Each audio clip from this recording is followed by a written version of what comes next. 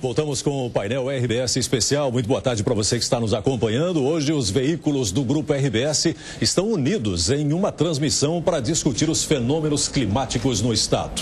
E a partir de agora, nós vamos falar de prevenção, dos aprendizados, do que nós temos que fazer ainda e como os cidadãos devem ajudar em caso de uma catástrofe.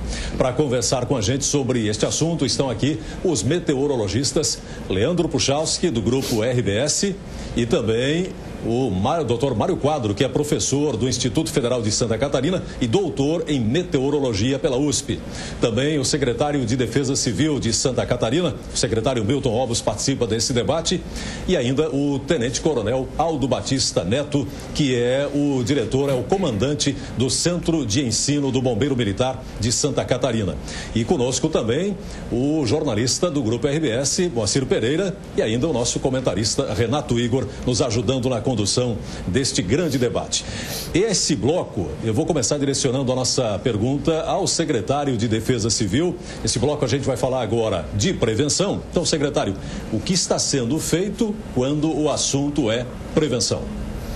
É uma grande estruturação que Santa Catarina está passando desde 2011, quando o governador Raimundo Colombo assumiu o governo e tivemos aquela grande inundação no Vale do Itajaí, né? Eu era prefeito ainda de Rio do Sul e foi algo muito triste. E ele colocou como objetivo, como meta, de a gente começar a se estruturar realmente para preparar o Estado para enfrentamento disso.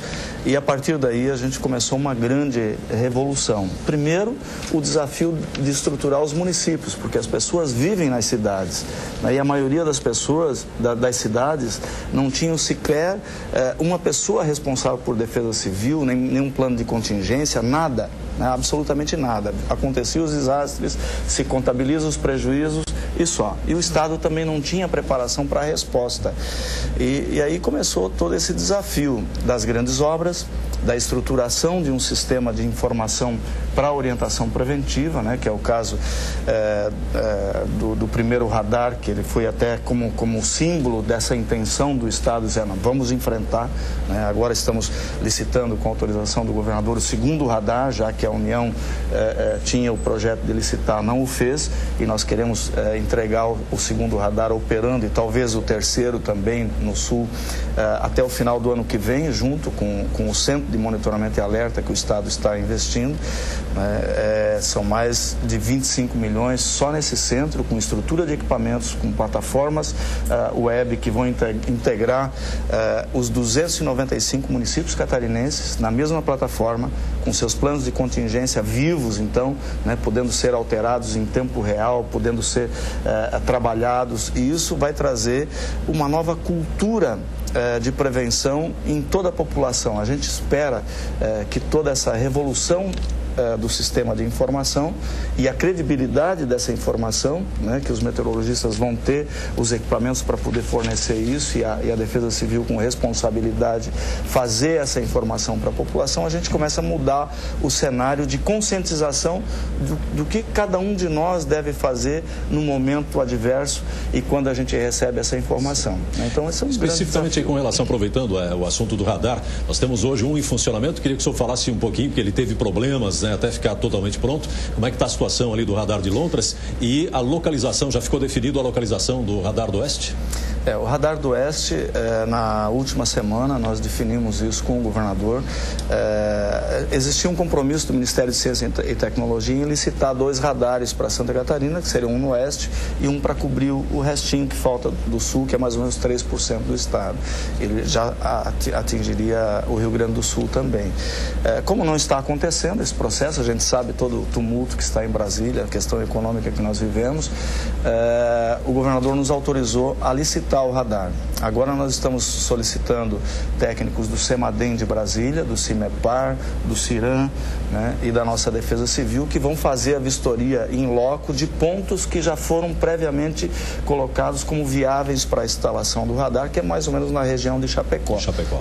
O ponto claro vai ser definido por esses técnicos em inspeção em loco. Como é que fica a cobertura dos 3% da região sul? Aí é uma discussão que nós vamos fazer nos próximos dias com a empresa especialista em radares, porque no nosso projeto original a gente previa a aquisição de um radar menor para o sul, então, né, não precisamos gastar isso tudo, de um radar de grande alcance, né, para a gente ter 100% coberto. Mas um radar que consegue também ter essa sintonia fina. Você integra os 3 radares daí, né? Você integra os 3 radares. O radar do Oeste, ele vai nos prestar um grande serviço, não só de cobertura dos municípios, né, dos 23%, 20 e tantos por cento que hoje o radar de Lontras não cobre, mas ele já vai começar a fazer a varredura de tudo aquilo que vem do Cone Sul, né? Porque ele vai ter abrangência aí. E nós vamos integrar também, isso já está acontecendo, a gente já tem imagens disponibilizadas lá no CIRAM, na Defesa Civil, do radar do CIMEPAR, os do CEMADEM agora estão sendo integrados do Rio Grande do Sul. Isso tudo vai ajudar todo o trabalho de orientação preventiva que nós estamos fazendo. Secretário, esse radar de Lontras, ele abrange exatamente que regiões? Ao sul ele vai até o quê? Até Criciúma, vai até Araranguá? Ele vai até o litoral, né? O litoral sul, ficando uma parte do sul bem lá no fundo, de Tubarão para baixo, fora. Né? Ok. O Planalto então, Norte... Criciúma, Araranguá, todo o sul está fora.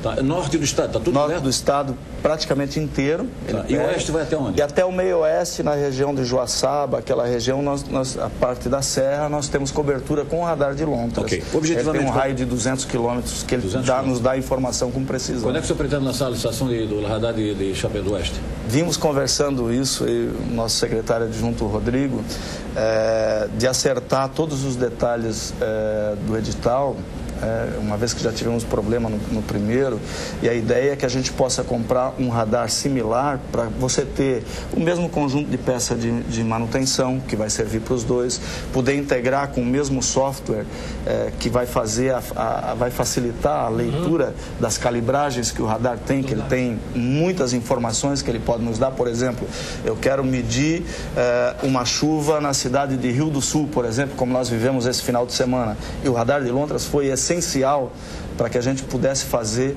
junto com a sobrelevação já utilizada em Itupuranga, a informação do radar no domingo, ela foi essencial para que os nossos técnicos fizessem a correta operação da barragem de Itupuranga, que lá aconteceu um dilúvio, né? Foi 276 milímetros em 96 horas lá na região de Alfredo Wagner. Aí acaba saindo uma decisão técnica, né? Precisa. Então nós vimos pelo acompanhamento do radar que o volume maior de chuva ia mais ao norte de Rio do Sul, né? Aquela bacia ia receber à tarde um volume menor de chuva, e com os cálculos permitiu que a gente fechasse antes a barragem de Itupuranga, já pela manhã, na hora que Rio do Sul estava chovendo muito, estava subindo muito o rio.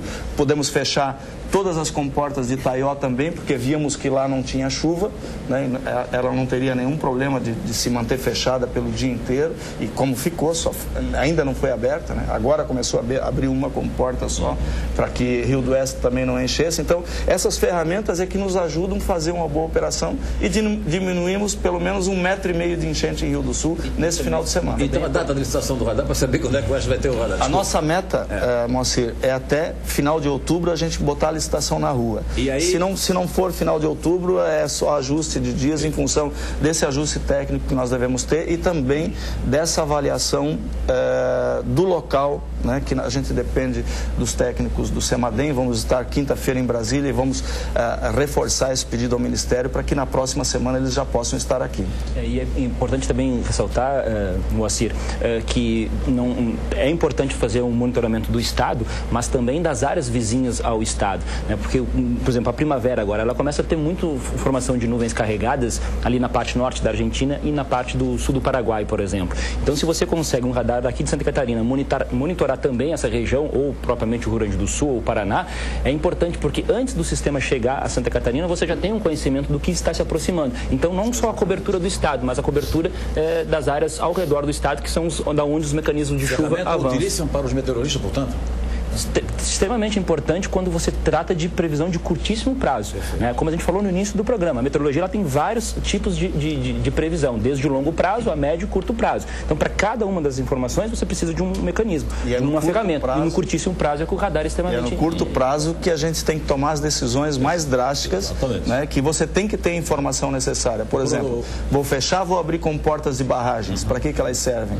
Temos que ter informação de curto prazo para saber gerenciar bem esse sistema. Eu só queria aproveitar para... Infelizmente, esses sistemas vão ocorrer independente de ter ou não o equipamento. Claro que vai ajudar a tomar a melhor decisão. Mas é óbvio que a gente melhorou bastante nos últimos anos para cá. A questão dos equipamentos. A meteorologia é uma ciência muito cara, né? A gente está falando de milhões aqui. Um radar, outro radar, estações meteorológicas. Que é uma ferramenta só. Sim. Então, daí a importância de ter o monitoramento constante, de ter o profissional 24 horas trabalhando lá no monitoramento e na previsão desses eventos. Né? Okay. Coronel, o senhor tem uma contribuição? Se me permite, inclusive, botar mais um elemento nessa nossa fala toda. Inclusive o seguinte, nós estamos falando em milhões, nós estamos falando de uma tecnologia e uma ciência muito cara, e nós estamos falando de um elemento dessa tríade, desse contexto, que é entender, digamos assim, o evento extremo, o evento climático. E agora, o que fazer da informação? Em que tipo de cenário? Então, o mapeamento de risco agora traz um elemento de reconhecer sobre um cenário, sobre uma cidade, o que significa esse montante de chuvas. E depois, tenho esses dados, como é que a população se comporta? Então, o que eu faço com essas informações? Então, fazer defesa civil, trabalhar de forma global a segurança da população é algo complexo e algo de longo prazo. Porque eu tenho clima, eu tenho mapeamento de risco, eu tenho comportamental da população. E isso tudo nós estamos trabalhando nesse momento. Bom, secretário, neste último final de semana, os jornais do Grupo RBS elaboraram uma ampla reportagem, né, sobre os fenômenos climáticos em Santa Catarina e o que está sendo feito. E aí a reportagem mostrou que em 2013 o governo do estado lançou o Pacto contra as Cheias e anunciou 9 obras, 9 projetos, né, de combate às cheias, né, de prevenção. E apenas o radar meteorológico de Lontras, ele foi entregue. Os demais, alguns estão em obras, outros ainda esperando licenciamento ambiental, outros em busca de recursos financeiros, tem até questão de ocupação indígena, enfim. A dificuldade, gostaria que o senhor explicasse a dificuldade de andamento para completar e cumprir essa promessa do lançamento das 9 obras de 2013. É um desafio muito grande, que a meta do governo, né, do governador, nossa, é que a maioria dessas obras estejam concluídas ou em execução até 2018. Por exemplo, a sobrelevação das barragens é uma obra viva, né? Por exemplo, esse evento desse final de semana, você vai lá ver o túnel do canal extravasor novo da barragem, está totalmente submerso. Vai demorar mais 10 dias, nós vamos perder 20 dias de obra. E daí você diz, por que atrasou? Né? É um organismo vivo, você não está fazendo uma barragem nova. Ela tem que se manter operando, trazendo a segurança para a população e ao mesmo tempo a gente ir avançando. Mas a sobrelevação da barragem já estava pronta e ela foi crucial nesse final de semana. Pode ser que nós tenhamos amanhã depois uma chuva maior e que ainda esses 2 metros não vão ser o suficientes para você evitar uma inundação maior, né? Então, cada caso é um caso. Mas nesse final de semana, a obra que foi iniciada e que já foi entregue, né, operando a sobrelevação, já ajudou. Eu vi uma mensagem no Facebook de um cidadão com a foto da barragem totalmente cheia, faltando um pouquinho para verter, ela não verteu, né, pela eficácia da operação, né, dizendo o seguinte, o alteamento da barragem e a boa operação da Defesa Civil de Santa Catarina salvou milhares de lares esse fim de semana. A obra já se pagou. Esse era o texto que o cidadão colocou. Certo. E isso é verdade, né? Quando você consegue evitar uma catástrofe maior, a obra já se pagou. A gente tem que falar das demais. E o grande desafio, Joel... Deixa eu aproveitar, justamente falando, já o tema falando aqui em barragens, é uma dúvida que todo o Vale do Itajaí está querendo saber, que é a questão lá da barragem de José Boatê. O senhor teria ido a Brasília para negociar um convênio do governo federal para o governo estadual. Como é que ficou essa situação? Quando é que os índios vão deixar aquele local? Nós já tivemos várias reuniões mas em Brasília, lá na comunidade indígena, e na quinta-feira estarei de novo em Brasília, numa reunião na Secretaria da Presidência da República, com todos os atores envolvidos com relação à comunidade indígena de José Boatê. Na semana que vem, uma nova... Essa semana, dia 1º, depois de amanhã, né? E o Estado já se pronunciou. Nós temos a responsabilidade da operação da barragem, mas a barragem ainda é da União. Nós queremos a barragem para nós e o governo concorda com isso e as providências estão sendo tomadas. Eu disse lá na comunidade indígena, na frente de todos os caciques, né, nós queremos ajudá-los a resolver um impasse de débitos não cumpridos pela União com os indígenas há 30 anos. Mas nós não vamos abrir mão da operação da barragem. E isso eu disse para todos e reitero aqui, se nós precisarmos nos próximos dias que os eventos na meteorologia indicar que nós tenhamos que operar a barragem de José Boatê, nós vamos lá e vamos operá-la com o tempo de antecedência, não vamos abrir mão disso, porque não podemos, em detrimento dos direitos que os indígenas têm, deixar toda uma população de milhares de pessoas que dependem dessa obra que foi feita para salvar vidas. Então, disso o Estado não vai abrir mão, eu vou reiterar isso em Brasília dia 1º, e nós queremos o mais rápido possível tomar posse da área da barragem definitiva para que a gente possa cercar, a gente possa fazer todo o trabalho como a gente está fazendo nas demais barragens, poder operar corretamente, manter a manutenção em dia. Essa é uma operação policial, né? Essa é uma operação policial para conseguir fazer isso. Nós vamos levar quem necessário for, a Polícia Federal, o Exército, mas nós vamos lá e vamos operar se necessário for. Agora, realmente, eu vou lhe falar uma coisa, é uma coisa inaceitável, uma situação absolutamente absurda, entendeu? Quer dizer, uma população inteira no Vale do Itajaí fica dependente de uma medida burocrática de Brasília que não negocia, não acerta as dívidas com os índios. Esta é a realidade. Por isso, Moacir Pereira, tudo que funciona é aquilo que as decisões estão mais perto do cidadão. De acordo. Por isso que o Estado quer a operação da barragem, por isso o Estado está investindo muito dinheiro nisso para dar segurança, porque o governo distante, ele é ineficiente. Ele não tem o sentimento que nós temos aqui, que o povo do Vale do Itajaí tem se essa barragem não operar. Eles não têm lá em Brasília esse sentimento. Então nós temos que fazer a nossa parte e nós não vamos deixar de fazer. Maravilha, nota 10. Agora, pelo que eu tenho, minha memória não é boa, mas pelo menos há mais de 5 anos é que tem esse impasse com os índios lá na barragem de José Boatê. Bastante tempo. O que impede Brasília de resolver esse problema? Nós assumimos esse ano, intervimos na negociação, nós chamamos para nós essa negociação, o Estado chamou para si e agora nós vamos resolver. Eu tenho certeza que nós vamos resolver. Tá, e as demais a primeira agora, você acha que resolve? Se não resolver tudo, mas os encaminhamentos têm que ser feitos e tem que ficar muito claro. A responsabilidade da União, o que eles têm que nos dar? A Polícia Federal, o Exército, na hora que eu precisar operar, porque a hora que eu precisar operar, eu quero a ajuda das forças federais para nós entrarmos lá e operar. Puchalski tem uma contribuição? No sentido de prevenção, né, também é sempre importante dizer que a meteorologia ela vai atingir vários setores do Estado, né? Não só nessa questão das enchentes, mas de vários outros setores.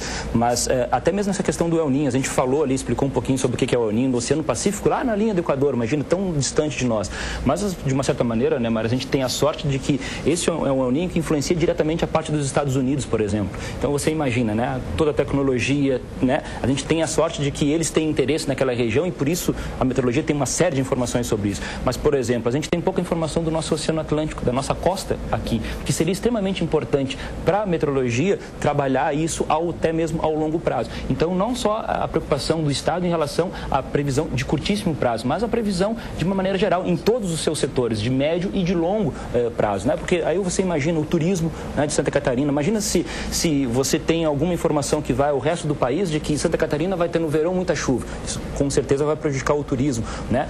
O pessoal da indústria têxtil, por exemplo, passou por um inverno extremamente fora do normal, não conseguiu vender as suas roupas, então o processo de prevenção vai em todos os setores, né, onde a meteorologia precisa atuar também. E para isso o Estado também, né, precisa trabalhar em todos esses setores. Dentro dessa sua observação... E essa é a visão global que está se trabalhando, Leandro, né? Porque o investimento não é só um radar, 2 radar, 3 radares, o centro, os softwares que vão integrar isso tudo, mas um grande investimento em equipamentos, né, para cobrir toda a região de terra, as informações que nós precisamos para agir na nossa costa.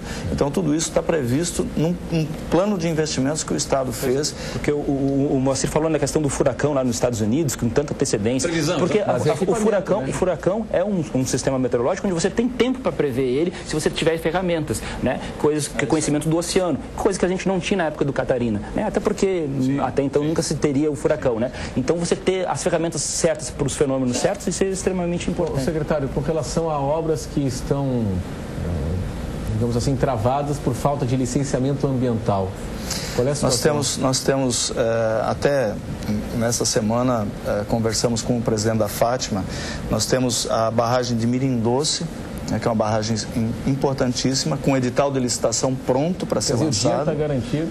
Dinheiro garantido. Dinheiro garantido pela questão do licenciamento. Essa licença é IBAMA ou é Fátima? Essa é Fátima. Pois é, também é Fátima.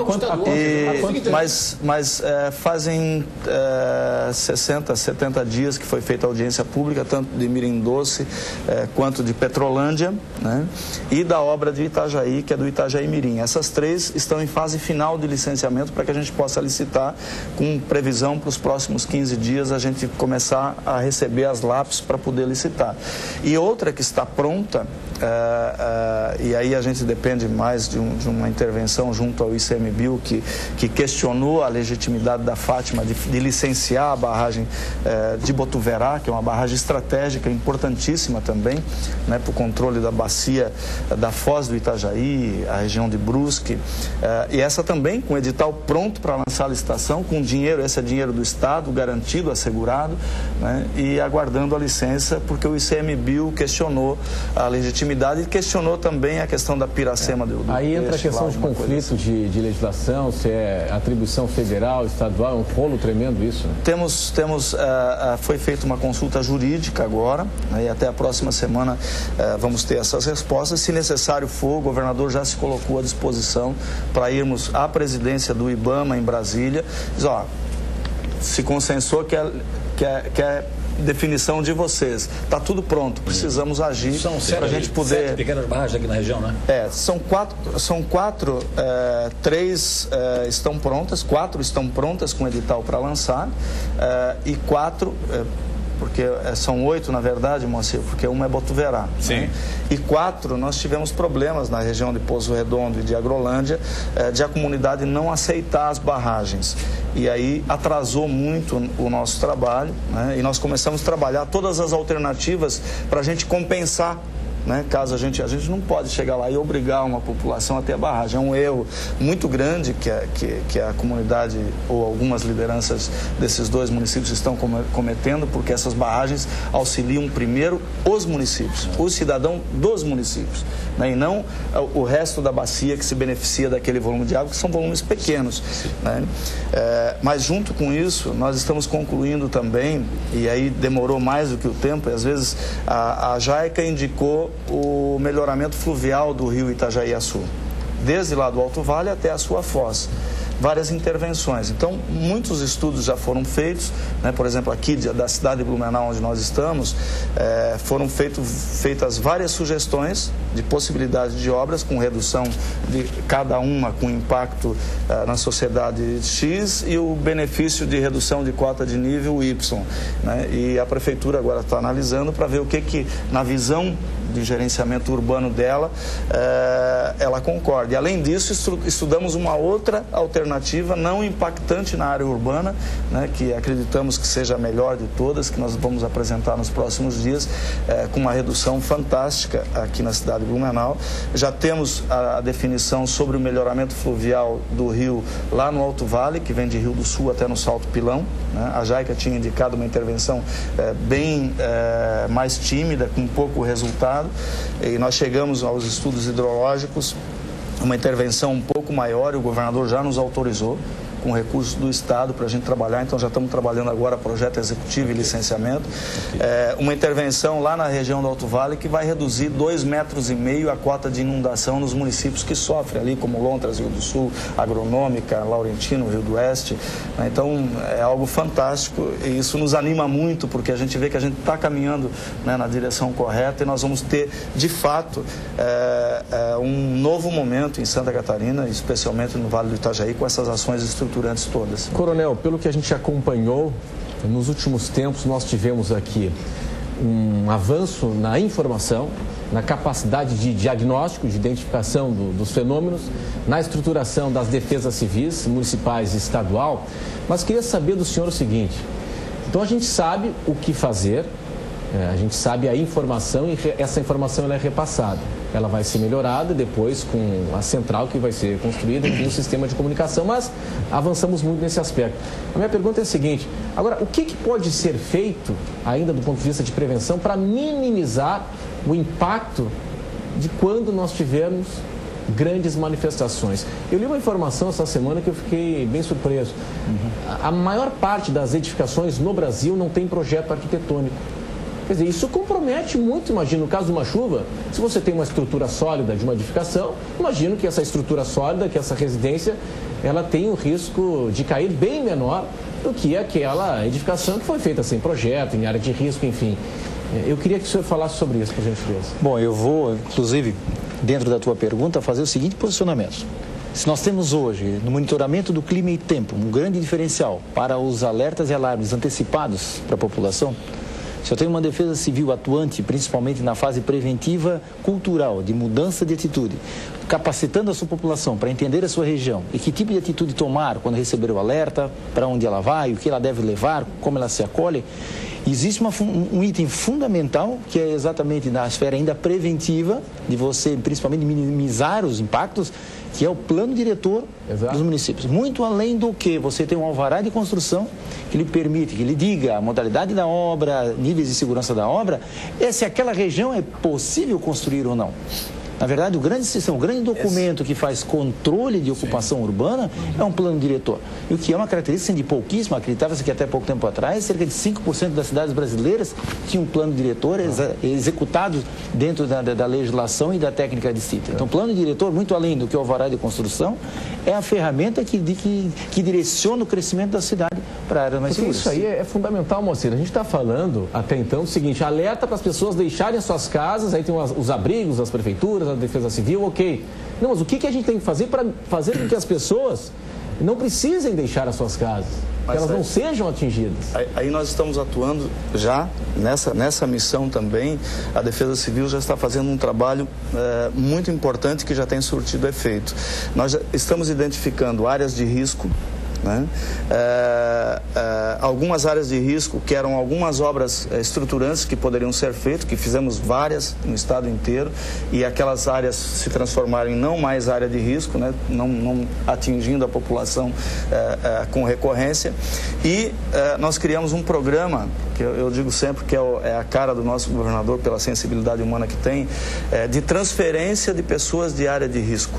Não só de resposta rápida àqueles atingidos, né, quando perdeu uma casa numa encosta, numa área inundável, num tornado, como nós tivemos, de o Estado poder dar resposta rápida, mas uma ação desburocratizada, onde nós exigimos única e tão somente do gestor municipal um termo de compromisso que aquela área que nós estamos tirando aquelas pessoas que não têm autossuficiência econômica para sair dali, que ali não possa mais ser habitado. Se construa uma praça pública, se urbanize para qualquer fim. E isso nos pequenos municípios é uma ação pedagógica fantástica. Mas essas pessoas vão para onde? Em áreas novas. A prefeitura, são retiradas? Sim, a prefeitura dá o terreno. E a Defesa Civil de Santa Catarina está dando a casa para o cidadão, né? E esse ano nós vamos atingir já 600 famílias retiradas nesse processo. São realocadas. Né? São realocadas para áreas seguras e que não vão mais ter esses problemas. Deixa eu aproveitar, Tede, justamente nessa onda de realocação, algumas prefeituras, pelo menos aqui a gente pode citar Blumenau e Brusque, parece que estão andando na contramão disso, né? Que estão reduzindo a margem de construção no nível, na beira do rio, aqui em Brusque, de 30 para 15. Não é um contrassenso? Isso tudo é muito relativo, depende da forma de ocupação, né? Nós somos uma população, Santa Catarina, pela sua característica de colonização, e nós somos um estado que é o terceiro melhor estado brasileiro em recursos hídricos e água de superfície e também de águas subterrâneas. Então, em todo lugar nós temos rios. Nós não podemos nem acabar com a atividade econômica desse modelo estadual que nós vivemos, né, dos agricultores lá do interior que fazem hoje, né, sermos o maior exportador de suínos, de aves, etc., né, e de uma agricultura familiar muito forte. O que nós temos é que ter uma ordenação disso. Por exemplo, agora, com o trabalho que nós estamos fazendo de preparação para o nosso sistema de alerta, de orientação preventiva dos fenômenos, nós estamos fazendo também o mapeamento hidrogeológico do nosso estado, de todas as bacias. Né? Essa vai ser uma ferramenta importantíssima, né, com a cartografia que você já tem do estado inteiro, para a gente especificar as áreas inundáveis, onde você possa orientar lá a cidade através de uma lei estadual de aterros, onde você proíbe ou você permite a construção sobre pilotis, né, para aquela área de baixo, quando ela precisar ser inundada, ela vai ser inundada, e também normatize a construção das encostas. O objetivo do Estado é produzir uma lei estadual que vá normatizar isso. Né? Isso com esses levantamentos todos de mapeamento que a Defesa Civil. Mas o Código Estadual já não faz isso, o Código Estadual? Tão polêmico de Santa Catarina já não hoje é assim, cada órgão, praticamente todos os municípios estão dando licença com o seu órgão ambiental municipal, né, dentro da filosofia da descentralização, etc. Faz isso. E são várias cabeças e várias sentenças. É perigoso, e a gente precisa normatizar, né, certos parâmetros. Eu queria ouvir sobre uma questão, senhor tem uma larga experiência, sobre a questão da educação e cultura. A gente observa que em incontáveis municípios de Santa Catarina, a população em geral, população não pobre, mas também classe média, não tem consciência a respeito da destinação de lixo, e lixo pesado, eletrodomésticos, entendeu? Sofá, geladeira, etc. O senhor acha que as igrejas, as sociedades civis, as organizações esportivas deveriam se mobilizar no sentido de tentar mudar um pouco isso aí, orientando, apelando nos cultos, entendeu? Nas missas. A escola também, né? A escola também. A escola é fundamental. O senhor acha que está faltando um pouco esse envolvimento da comunidade? Fica todo mundo esperando pela prevenção do Estado. Todo mundo pela prevenção e a repressão do poder Só antes da resposta do coronel, e o que chama atenção, Moacir, qualquer trabalho que é feito, em qualquer região de Santa Catarina, um mutirão, por exemplo, de limpeza de um mangue. Você retira geladeira, televisão, carrinho de supermercado, sofá, um negócio inacreditável, coronel. Isso passa, antes mesmo, se me permitem falar, né, da questão cultural da população, do seu atitudinal frente a isso, está diretamente relacionado com as experiências que ela teve e que ela encontra, então, a resposta no que está acontecendo no meio ambiente, nos eventos, com a atitude dela. Vou dar um exemplo, Blumenau, que historicamente sofreu com enchente. Enchente é um evento de bacia. Muitas vezes o que chove lá no Alto Vale, as pessoas daqui, do Vale da Foz, não veem as suas atitudes relacionadas com esse evento. Quando você leva para a enxurrada seguida de escorregamento, aí sim, está diretamente relacionado com a intervenção de final de semana que ela fez na encosta da sua casa, com a destinação que ela deu para o lixo, desde o lixo comum doméstico até o resíduo mais pesado, por exemplo, eletrodoméstico, os móveis. Então passa muito assim, do entendimento exatamente da minha atitude individual, da minha atitude familiar, o que ela corrobora, o que ela agrava para o cenário de desastre de uma cidade. Hoje você falar em comportamental, em destinar resíduo sólido, em plano familiar para emergência, para a população de Blumenau, tem um impacto de que se você conversar com enchente para a população do Oeste, que tem uma outra experiência, que lá existe uma predominância de estiagem. Então, assim, a recorrência de desastres está muito relacionada com o tipo de atitude que a pessoa toma, e vice-versa. E eu vou um pouquinho mais além. Isso não é um fenômeno nosso catarinense. Isso é global. Isso é mundial. Se você vê na super tempestade Sandy, em 2012, nos Estados Unidos, ela matou afogados 109 nova-iorquinos. Por quê? Porque todos foram para o subsolo se proteger do furacão, quando houve um empilhamento de ondas e as ruas foram alagadas e as pessoas morreram afogadas. Então a recorrência, a experiência é que direciona esse comportamental das pessoas. E nós temos exatamente isso. Eu tive a oportunidade de ouvir no governo federal, pelos representantes do Conselho Nacional de Defesa Civil, em 2013, em Brasília, que 2008 é um divisor de águas para o evento do Vale, em Santa Catarina, um divisor de águas para a Defesa Civil nacional. E a gota d'água foi 2010, 2011, a região serrana do Rio. Nós tivemos uma grande mudança do gestor, do ente político e da população brasileira de uma maneira geral e das suas instituições 2008 e 2011 para cá.